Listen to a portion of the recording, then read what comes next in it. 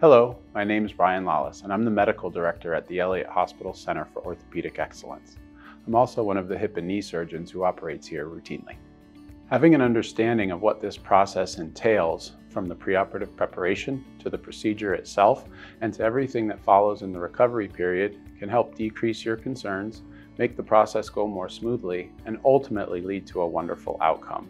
Whether it be me or any of your other talented surgeons, your nurses, your physical therapists, and your case managers, we all believe strongly that providing accurate patient expectations can improve your overall experience. What's to follow is meant to be an outline of what your experience will be.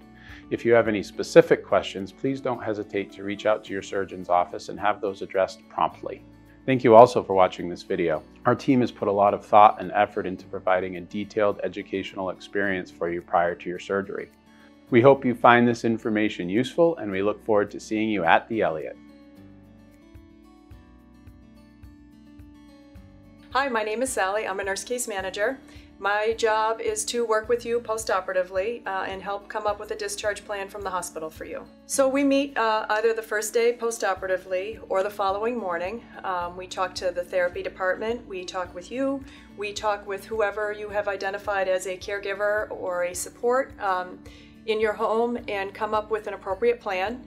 What we encourage is that you review your list of home care agencies prior to your surgery and choose who you'd like for a home care agency. If you have any questions at all about home care and what that entails, that physical therapy coming out to the house, potentially a nurse coming out to the house to check in on you, you can call our department here, Care Coordination. Preoperatively, there are things you want to ask yourself. Who's going to be staying with you when you go home? Who is your support person? Who is your caregiver? You want to prepare that person and make sure that they can be with you at least for the first week that you're home. You want to have meals prepared in advance. You want to plan your transportation home from the hospital. And to any appointments you may need to go to. Therapy will talk further about preparing your home setting for when you first come home, staying on the first floor, any equipment you may need. In very rare circumstances, sometimes people go to a skilled nursing facility post-operatively, depending on what their needs are. Because this is an outpatient procedure, depending on your insurance, you may have to pay room and board at a rehab facility, so that is something for you to be thinking about prior to your surgery. And that is something that the case manager can certainly talk with you as well. In terms of, I'll go back to your hospital stay and how long you'll be here, that will be something I encourage you to speak with your surgeon about prior to your surgery, how long they think you'll be in the hospital. But again, it tends to be either a same day or the following day heading home with home care. In the rare circumstance that you do need a facility following your surgery, you have a list in your packet. Please review that list. Think about 3 facilities that you would prefer to go to. We would try our hardest to get you a bed at the facility that you choose. However, depending on insurance limitations and bed availability, we may not be able to get you to your first choice, but we will work with you on that. Of note, we like to have our files complete. If you have an advanced care directive or a durable power of attorney for healthcare document, please bring that with you and we'll make a copy of that and put that in your record for you, so we'll have that for future. When you bring it in, you can actually either give that to your nurse or to the case manager, and we'll get that into your record. Hopefully, when we come to see you, you'll be in your chair and not in your bed. And we look forward to seeing you, and good luck with your surgery. Hi there, my name is Kelly, and I'm one of the resource nurses from the Fuller Unit, Total Joint and Post-Surgical Care Unit. I'm here to talk to you about what you can expect with your upcoming knee, hip, shoulder, and spine surgeries while you're here in the hospital. We have several orthopedic and spine surgeons that are all great, but they all do things a little differently. So this is a general overview of what you may experience. You and your surgeon will discuss things in more detail at your pre-op visits. To start, we encourage you to begin by preparing at home for your upcoming surgery. It is important that you remove all scatter rugs or long cords from your house that may be easy to trip over. You will be going home with a walker, cane, or crutches, and those rugs and cords can be high fall risks. I also like to encourage people to make meals ahead of time, especially if you live alone. Or even if you don't, it will make things easier for you and one less thing you have to worry about. You also want to think about where you will be staying once you go home. especially if you do live alone. If you are alone, you should try and plan ahead and have someone stay with you for the first couple of nights you are there. Try and set up where you will be in your home, whether it's on the first floor or upstairs. If you do have stairs, our therapy department will be working with you on this prior to your discharge. Please make sure you bring an updated medication list with you to your pre-op visit with your surgeon, as well to the hospital on the day of surgery. This list should include the name of the medication, the dose, and the frequency in which you take it. Make sure you also include the meds you take as needed. Do not bring in your actual meds unless we ask you to do so. I also tell patients that they are more than welcome to bring in their own toiletries. If you choose not to, we do carry the basics. We encourage you to bring loose-fitting clothing like shorts, sweatpants, or nightgowns. Comfortable clothing that you can easily wear after surgery. Your nurse, surgeon, physician assistant, or nurse practitioner will all want to look at the surgical dressing to make sure it is okay. So wearing that loose-fitting clothing makes it easier for us to assess this. We would like you also to bring a pair of sneakers or a sturdy pair of shoes with a back to them, but please no flip-flops. If you also have sleep apnea and use a CPAP machine, please bring it in with you the day of surgery and make sure it is labeled with your name. If you also own a walker, crutches, or a cane, feel free to bring it in with your name on it as well. All of our patients use a walker at first, and then the therapy team will assess you after surgery and decide which device is best for you. If you do not own any of these devices, then we can help you with that, but also feel free to reach out to other family members and friends that may let you borrow them if they have these available. You will be receiving a call from the surgical daycare nurse the night before surgery, and they will review with you what meds to take and what meds to hold. They will also let you know when to stop eating and drinking. On the day of surgery, you will enter through the main entrance and check in at the main desk. Let them know that you're here for surgery and they will direct you to the surgical daycare unit. There, you will be greeted by your nurse and the rest of the healthcare team. Here they will prep and prepare you for surgery. You will find throughout your stay we may repeat many of our questions. This is a precautionary thing so that we make sure that we're all on the same page. When it is time, they will wheel you over to the operating room. Once your surgery is done, you will recover in the PACU, which stands for Post-Anesthesia Care Unit. Here, you will slowly start waking up from surgery. They will monitor you for at least an hour, as everybody wakes up differently from anesthesia. You may wake up with oxygen in your nose, IV fluid running, a catheter in your bladder, and sequential compression stockings on your lower legs, which help prevent blood clots. When you are stable and awake, they will then transfer you to either the Fuller unit or the Total Joint and Post-Surgical Care unit. Upon arrival to one of these units, you will be settled into your room and we will orient you to the staff and the environment. You will be hooked up to a vital sign machine, which will stay on for up to an hour so that we can monitor your blood pressure, heart rate, respirations, and temperature. In some surgeries, a spinal and blocks will be used and your surgical limbs may still be numb or weak. We will keep you in bed until it's safe to try to get you up. Our goal is to have everyone up out of bed the day of surgery. During your hospital stay, we ask that you please ring for help at all times. Everyone will have a bed and chair alarm in place for safety so that you don't fall. The staff will frequently be checking on you and checking your extremities and doing CSMs, which stands for circulation, sensation, and movement, along with your pulses in your feet and wrists. The staff will also be asking you if you have any numbness, tingling, or pain in your extremities. This helps us monitor for when your spinals and blocks are starting to wear off, as well as making sure you have good circulation. Some of the other equipment you will see on the units includes this Volt phone. First of all, you will see the staff using these phones, and they are for hospital use only. We use them to communicate with the rest of the healthcare team, so they are not our personal phones. You will also see a pole and an IV pump, and you may also get a couple antibiotics after surgery to help prevent infection. We also have, for ice, this cryo cuff, which is a fancy ice pack for our knee patients, and if you're having a hip or a spine surgery, we will give you some of these ice packs. The incentive spirometer is for every patient, and it's going to be educated to you after surgery, and this helps prevent pneumonia. These are TED stockings. They help with swelling and blood clots. Not all doctors order this. You will be given a second pair to go home with if they do order them. Sequential stockings. These help also to prevent blood clots, and everyone will have these after surgery, and you will wear them at all times while you're in the bed. If you are having a shoulder surgery, then you will have some type of sling on your arm. Drains which may sometimes be present but isn't determined until your surgery. Your surgeon makes that decision when in the OR. If you do have one post-op, then they are usually removed within 24 to 48 hours. It will depend on the amount of drainage that occurs. Back braces may also be ordered depending on your spine surgery. Usually, you are given your back brace prior to admission. Please make sure you bring this brace to the hospital if you are asked to wear it post-op. If you are having a cervical spine surgery, then you may have a hard or soft cervical collar. These are to stay in place at all times unless the staff is assessing your surgical site or unless told otherwise. There are also gait belts and walkers in every room. We will be using these to assist you up out of bed, up out of the chair, and to walk you in the halls for safety and to prevent falls. Foley catheters. If you have one of these, it's a catheter that is inserted into your bladder and will be removed as soon as you get your full sensation back into your legs and that you are able to bear weight without your legs buckling. As far as dressings go, each surgeon has their own dressing that they like to use.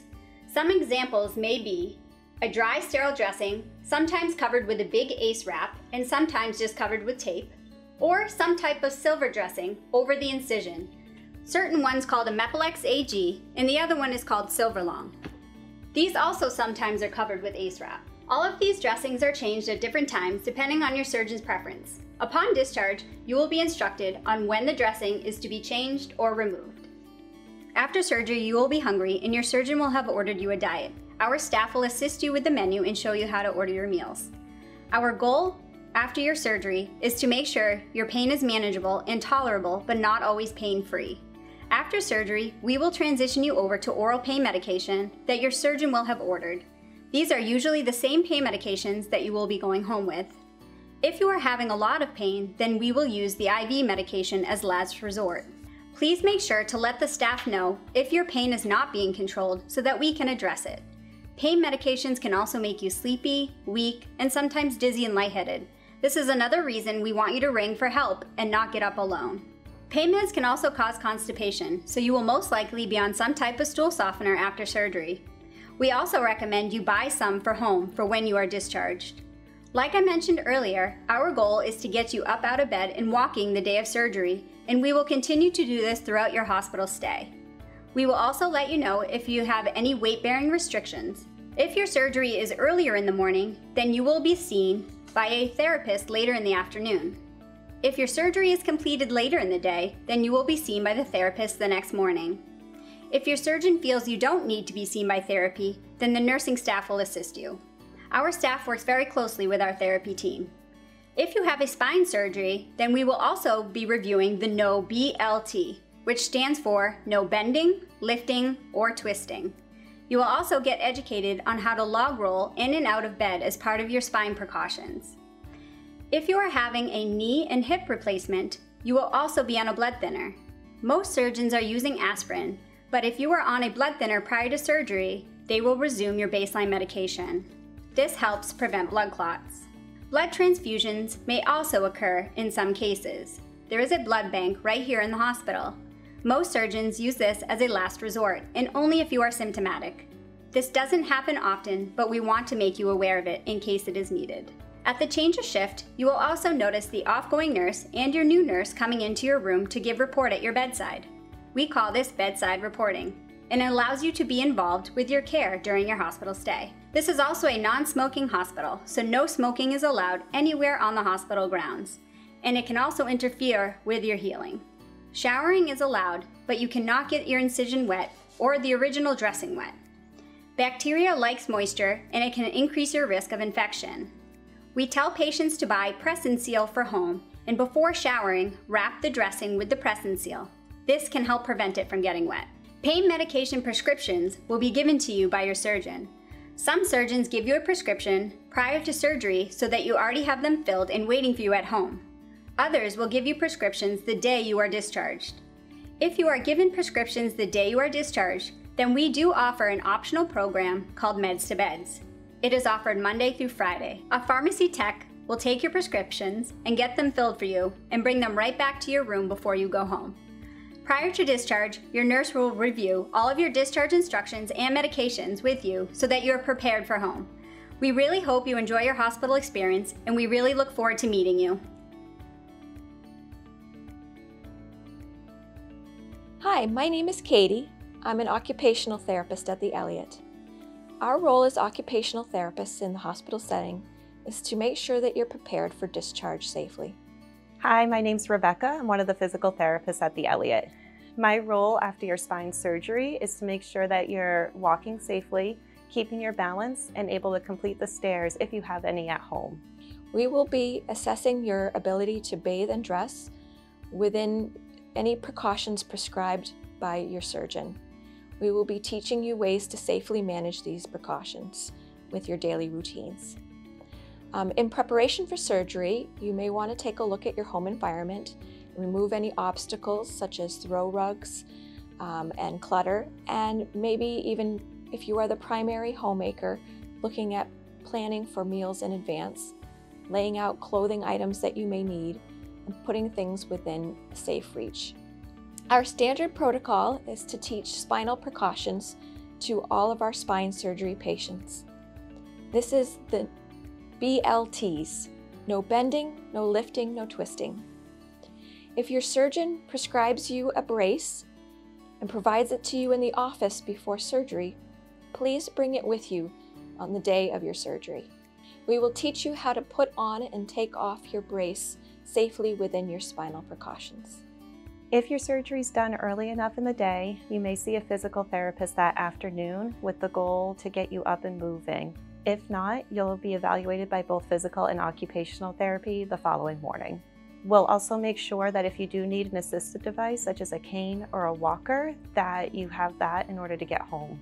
When we come in to do our evaluation, we usually start with an interview process, asking questions such as what is your home layout like, who your support person will be when you leave, what type of assistive devices you have, such as a cane or a walker, adaptive equipment such as a sock aid or a reacher. We will be asking you about your bathroom setup, whether you have a walk-in shower or tub shower, grab bars or a shower chair, and whether your toilet is regular height or is it raised. We'll ask you what type of car you're going home in, so that way we can talk about the best way to get in and out of the car safely. Before Gail stands, we'll ask Gail to move her arms and her legs to make sure she has good motion and strength. When going to stand up, you don't want to pull on the walker, as the walker can tilt back and you would lose your balance. So Gail will push up using her arms and legs, and then when she's standing can reach to the walker. To make sure that the walker is a good height, an easy trick is to have your arms by your side, and you want the top of your wrist to line up with the handle of the walker. When walking, it's easiest to push the walker like a shopping cart and keep your body close to the walker. When you go up the stairs, you're going to use your walker to get as close to the railings as possible. When she's close to the rails, she's going to turn her whole body to the side and move the walker. Holding onto the rails, Gail can either go up the stairs with a step over step pattern or 2 feet to 1 step. When coming down the stairs, it's really easy to be tempted to look down at your feet. A good trick is when putting your foot down, put your heel against the back of the step so you know you're securely going down. After spine surgery, there is not prescribed exercise. However, we encourage all of our patients to complete frequent short walks throughout the day to help with swelling, pain management, and maintain strength throughout the recovery process. If you know in advance you'll need a cane or a walker, you could always ask a family or friend to borrow one. If you need help getting a piece of equipment, we can help you at the hospital to make sure you have the right tool for discharge. Part of our job is to teach you the safe way to get in and out of bed. The technique we teach is called log rolling. The first step of log rolling is you're going to bend both knees. Then you're going to bring your whole self over, rolling on your side like a log. Then you're going to bring your heels off the edge of the bed, and then you're going to use your upper body to lever yourself up into sitting. It is done this way so that you avoid twisting and bending. If you have had cervical spine surgery and your surgeon has ordered a cervical spine brace, collar, We will teach you how to adjust it. There are 2 Velcro straps, one on each side, that adjust the tightness of the collar. If you can turtle your chin in, it is too loose, and you will need to readjust.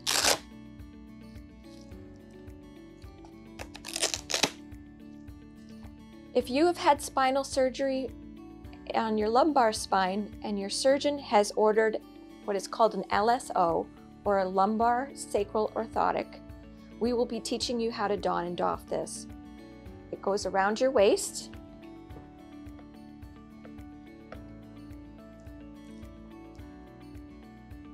And it tightens with Velcro. There are 2 paracords on the side.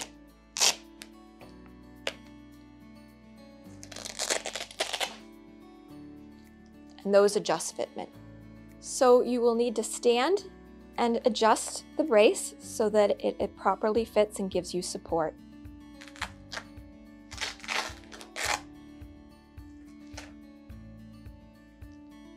Occupational therapy will be teaching you how to adhere to your spinal precautions with your daily routines, including dressing.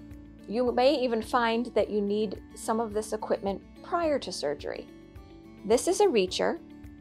It can be used to extend your reach. It can be used to remove your sock.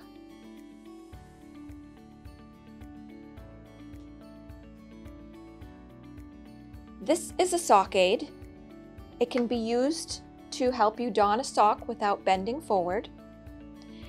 You're going to slide the sock over the plastic form with the heel on the bottom of the sock.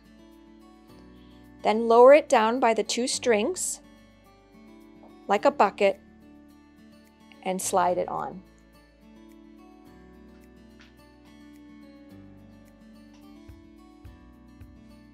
Another tool that can be helpful is a dressing stick, which also has a long-handled shoehorn base. This can be used to assist you into your shoes so that you are not bending forward. We will be teaching you the safe way to get up and down from surfaces such as the toilet. You want to step back until your legs feel the surface, since you can't bend to look behind you. You're going to use grab rails or any firm surface near you and lower yourself slowly down to the seat. To get back up, you're going to push yourself up and rise slowly straight up. You want to avoid low surfaces, as you are more tempted to bend forward if you're getting up from a low spot. We will also be teaching you how to transfer safely in and out of your shower. In this case, we have a stall shower. You want to take a step over the edge. Use any grab rails you may have and sit slowly while not bending or twisting. In order to adhere to your precaution of no bending, you may want to use a long-handled sponge to bathe the lower part of your legs. As you get closer to discharge, we may ask family or your planned caregiver to come in to give additional training for a safe discharge home. We may also recommend additional therapy once you leave the hospital. Thank you for your attention. We hope we have answered your questions. We look forward to helping you after your surgery.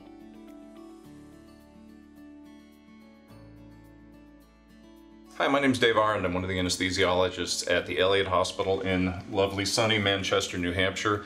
I'm here talking to you today to go through some of the processes behind the anesthesia for various orthopedic procedures. So anesthesia for spine surgery is actually, in many respects, very straightforward. The vast majority, and I'm talking 99.9% of the procedures we do here that are spine procedures, whether they're simple, brief, relatively simple, brief procedures or much longer, more complex fusions that involve monitoring and whatnot, generally you're asleep for all of these procedures. There are some exceptions. They're very rare, and if you're one of those exceptions, you'll know about it prior to watching this video. So general anesthesia, we actually have a couple types that we use when we use do back surgeries. Typically, you come in, you meet your whole team for the day, your anesthesiologist comes and speaks to you, goes through your history with you. You'll meet a nurse anesthetist as well. We do use a care team model here at the Elliot Hospital. That means that an anesthesiologist works with one or more nurse anesthetists, up to as many as 4 at a time, and it's a great model. When I came out of training many years ago, I never thought I was going to be working with other people in that fashion, but I've actually really enjoyed it. It's a great way for a couple professional sets of eyes and hands to be involved in every patient's care. It also allows me to see a lot more patients through the course of a day, and so I get to see a lot more anesthetics, a lot more of the bumps along the road, and so I'm better able to address those bumps when I come across them again later on. If you're having one of the more simple, shorter general anesthetics, you're going to have a pretty standard anesthetic. It's, we give you some nice relaxing medicine, we go back to the operating room, we put all the basic monitors on, you breathe oxygen for us for a few minutes through a mask to get all that nasty Manchester air out of you there. Sorry if you love Manchester, I love Manchester. Once your lungs are good and full of oxygen, we get you off to sleep with some medicine in your IV. For the folks having these shorter procedures that don't involve neuromonitoring, typically we turn some gas on the anesthesia machine. It's sort of a modern day version of ether, if you will. Much nicer than ether, but nevertheless it's a gaseous agent. You breathe that through the case, that keeps you asleep. We work some other medicines in to serve some of the other purposes of the anesthetic, and then at the end we wake you up and you go to recovery. For the more complex procedures that involve neuromonitoring, the gas anesthetic actually interferes with the neuromonitoring, so we have to run a different type of anesthetic called a total intravenous anesthetic, or a TIVA technique. It's actually in some respects a nicer anesthetic. We basically follow all those steps where we get you back to the operating room, we get you off to sleep with medicine in the IV, but instead of turning that gas on the anesthesia machine, we then continuously infuse medicine through your IV, keeping you asleep through the whole procedure. Now, that medicine doesn't interfere with neuromonitoring, and it also actually has some nice anti-nausea properties as well. So from a recovery perspective, we see a lot of people waking up, see a little less nausea and problems like that. Those bigger back cases still take quite a while, so even though we use short-acting anesthetic agents, you may be, pretty much out of it for a good part of the day when your surgery's done. For some of those longer procedures, and some procedures due to positioning, we also sometimes use a special blood pressure monitoring device called an arterial line. An arterial line is just like an IV. It's a little piece of plastic tubing. Instead of going in one of your veins on your hand or your wrist, it goes at your wrist where we take your pulse. Now, arterial lines hurt quite a bit going in, so being nice people, we wait until you're asleep most of the time, the vast majority of the time, and when we don't have time to wait, we use lots of local anesthesia and sedation so that you're comfortable when that's placed. That's kind of the gist of anesthesia for our spine surgeries here at the Elliot. Thanks a lot for your time. I didn't get to see you today, but hopefully I'll see some of you day of surgery, and look forward to seeing you.